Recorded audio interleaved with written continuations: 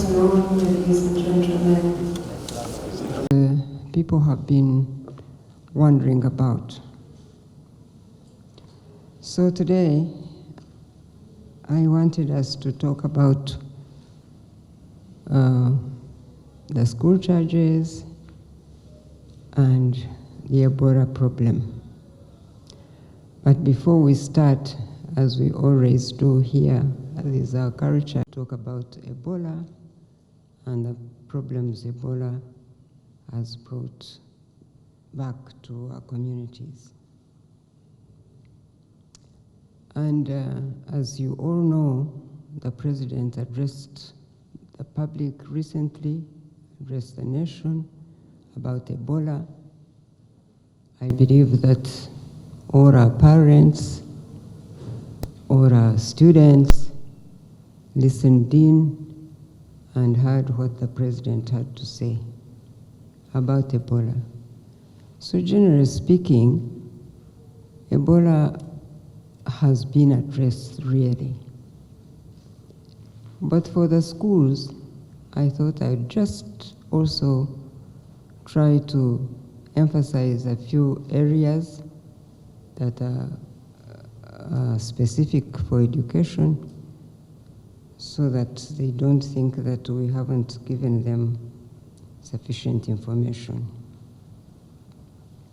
So first of all, I want to believe that every school, every wise head teacher has in place a task force at school for COVID-19 initially, but which will now go on with Ebola.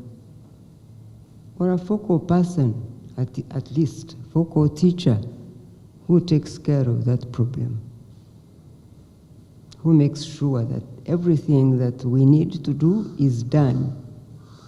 And we have task forces at the district level who are supposed to take on bigger problems as they come. So, the teachers and the head teacher mainly must orient their staff and students about the new problem of Ebola.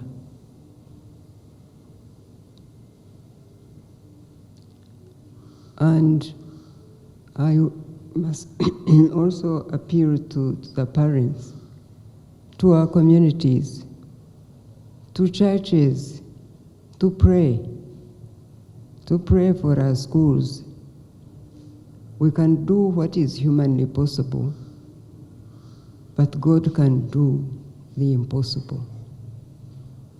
And it's been my prayer that God protects our schools, and God has really protected our schools and generally protected our country. But we must also do our part. So the head teachers must ensure that the general and key messages of Ebola are available on the notice board at school, so that if some children have not heard at home or anywhere else, they can go to the notice board in school and read the instructions of how to protect themselves from Ebola. Thirdly, the emphasis on hand washing with water and soap. At critical points in schools, there must be some water and soap for children to continue to strictly wash their hands and keep themselves clean. For instance, at the school gate, in the staff room, in offices, in the library, in the dining hall for those schools that are boarding schools, in dormitories, in hostels, at the sick bay, outside the toilets. There should be places where students can wash their hands. And this is the most critical part that apparently can help to protect Ebola. Because as you heard the President emphasize the other day, Ebola, unlike COVID-19, does not go out by people breathing to each other. So to keep their hands clean is vital. Fourthly, they must also promote the use of alcohol-based hand rubs in class, before and after procedures, when available. When these are not available, just let's stick to water and soap. The children must avoid activities that increase contact with body fluids through handshaking. The President emphasized handshaking must be out of our culture. Now, people should just wave to each other or just say hello by word. But you know that we have a culture of handshakes and hugs, but really these problems or diseases, I think, are teaching us to live on planet Earth like others do. No handshakes, no hugs. People must now learn to live with that culture. And people must avoid activities that increase those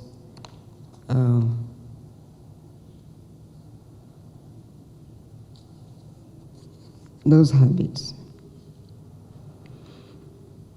A school must encourage learners to observe the keep distance approach. You remember when COVID-19 had started, just came in, the Minister of Health, I think more than anybody else, kept saying we have to learn the practice of tonsemberera in Uganda. Tonsemberera. That's why we sit like this in a hall like this. We have space you can see. But children must, at school, and teachers must try as much as possible to really have space between our children, because this Ebola will not take the crowding, and those are problems. And teachers or the head teacher must assign competent personnel, preferably a school surveillance team or the focal person assigned to do the temperature screening and symptom screening for Ebola. We have sent to schools the temperature guns, and I have requested the Ministry of Health to give us more, if possible, so that if there are schools that don't have these temperature guns or no more thermometers to take temperatures, can get some. Preferably the temperature gun which doesn't have to go into anybody's body. It just takes the temperature from off the body.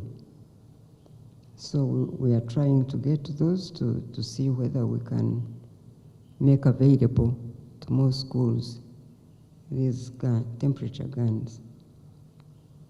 Found with above normal temperatures and other symptoms suggestive of Ebola should promptly be isolated, and designated rooms awaiting the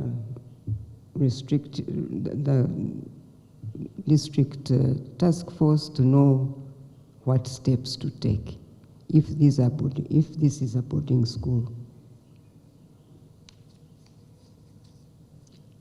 Parents who report learners with symptoms suggestive of Ebola at school should be advised to isolate the learner at home, take back the child and isolate them at home, and call the available toll-free line for the Ebola response alert at the district rapid response team for action.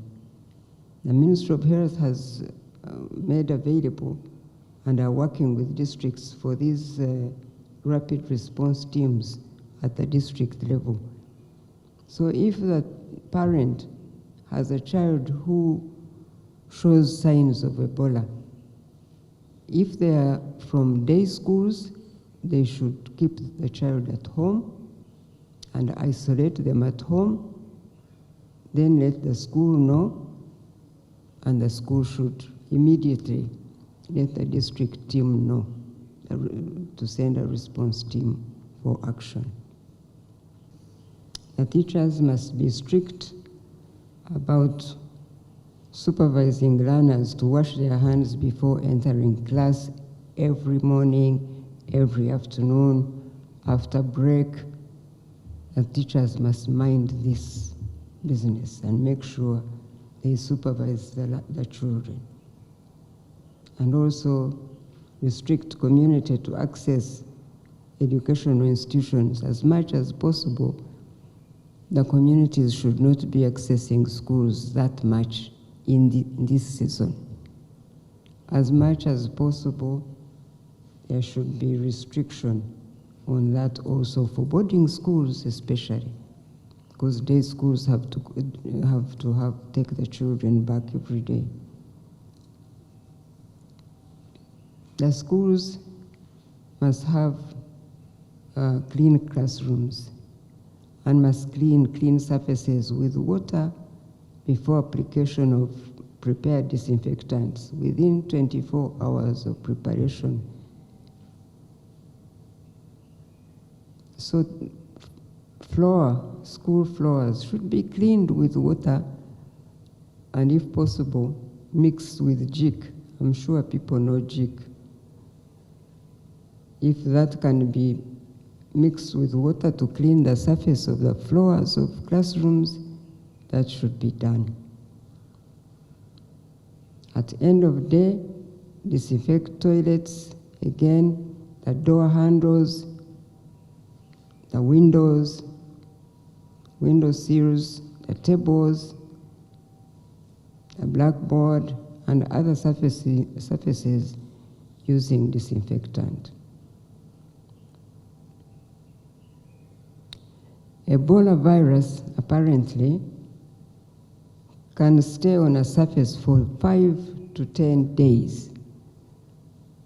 So if these surfaces are not cleaned, the Ebola virus can stay on a table or some place for 5 to 10 days. And somebody puts their hands there, they take that virus. So this cleaning of surfaces is very important in school.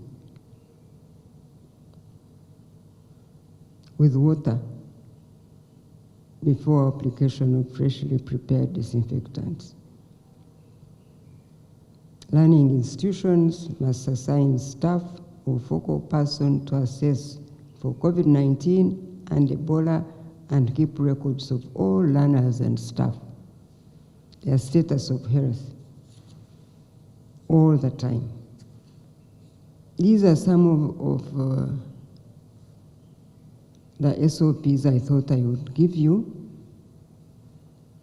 for the public, but I want you to know, and the press, to the media, to inform the public that the Ministry of Education and Sports is sending a circular out to schools because they may not be seated there making notes like you're doing. So therefore, the Ministry of Education, Permanent Secretary, is sending a circular to all schools so that they have it with them. But I thought I would give you those brief ones so that you can communicate those to our communities, please. but also inform them that a circular is going to every school from our permanent secretary of the Ministry of Education and Sports. So that's what I thought I would tell you about Ebola for now.